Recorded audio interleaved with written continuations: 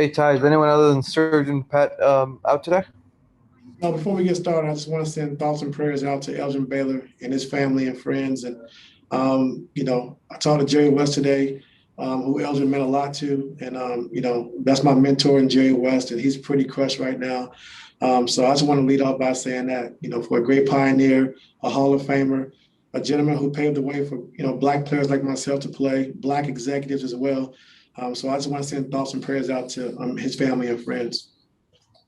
That was actually my next question. But is anyone else out today besides Surgeon Pat? That's it. And did you have any Can you remember any interactions you had with Elgin throughout your career as a coach, a player? Yeah, as a player, I met him a lot of times, just being around a Laker organization. And I know Jerry used to tell me a lot of stories about him and, how much he meant to him and, how great he was, And so it just meant a lot to me just being able to see him, just having a connection with him. And for him to take the time, as a young player to come up and talk to me and share, his opinions and thoughts and share the moments of the game with me meant a lot to me. Next time. Let's go to Justin Russo.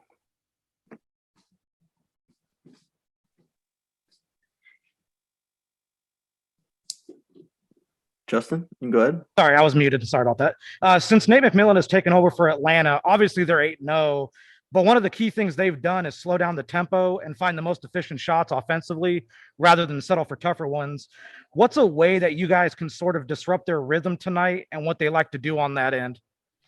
I think with Trey, it starts with him. He's the head of the snake of running the most pick and rolls in the NBA. He's really great at it. And so we just got to do a good job of mixing up on him. We can't let him be comfortable. We can't let him get to the free throw line where he's, 36% of his points are coming from the line. So we got to do a good job with that. But we got to blitz him. We got to switch it up a little bit, show him different coverages, throughout the course of the game. But we can't let him be comfortable tonight. Thanks. We'll go to Nick Hamilton. Hey, Coach.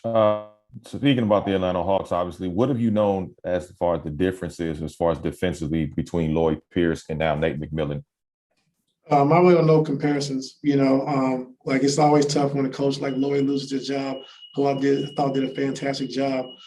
Same thing with Nate McMillan in Indiana. So he did a great job as well. So, but with that being said, Nate's team, they always compete, every single night, no matter what the talent level is, who they have on their team.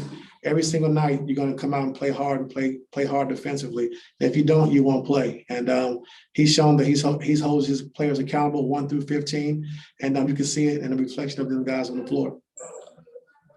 Cam, you can go ahead, Cam. Thanks, Coach. Hey, good evening, Coach. Sure.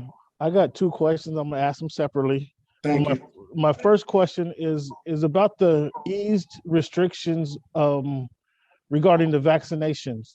Have you gotten vaccination, and are you encouraging your guys to do this as a team? What's your thoughts around that? I don't have any thoughts on it. I just think whatever you feel is fit for yourself personally or for your family, that's what you have to do. Whatever the protocol is and whatever we're allowed to do, I'm going to follow the NBA protocol.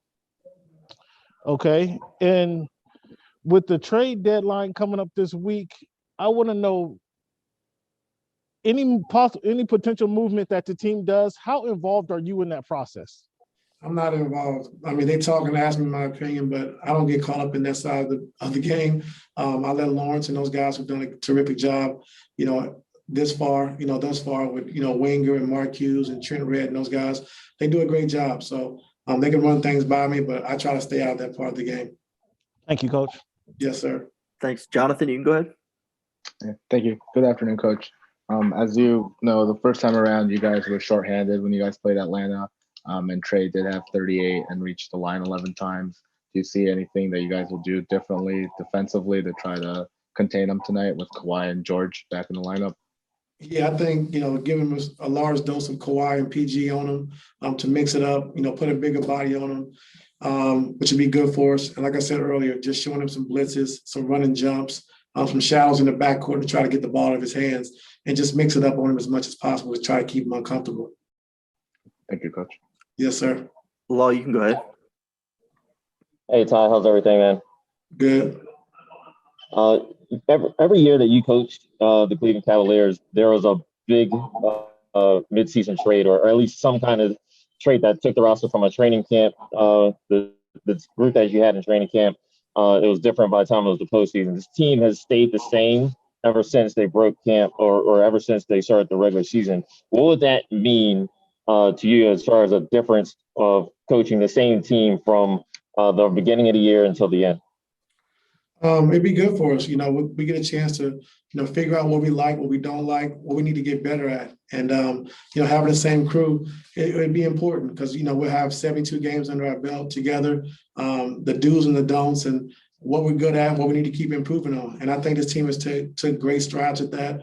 But like I said, my main focus right now is continue to have a defensive mindset because, in the playoffs, that's what's going to come down to. We're getting stops, having a defensive mindset every single night, every single possession. And we've got off to a good start so far outside of the New Orleans games after this break. Thanks. So it looks like we'll close out with Nick Hamilton.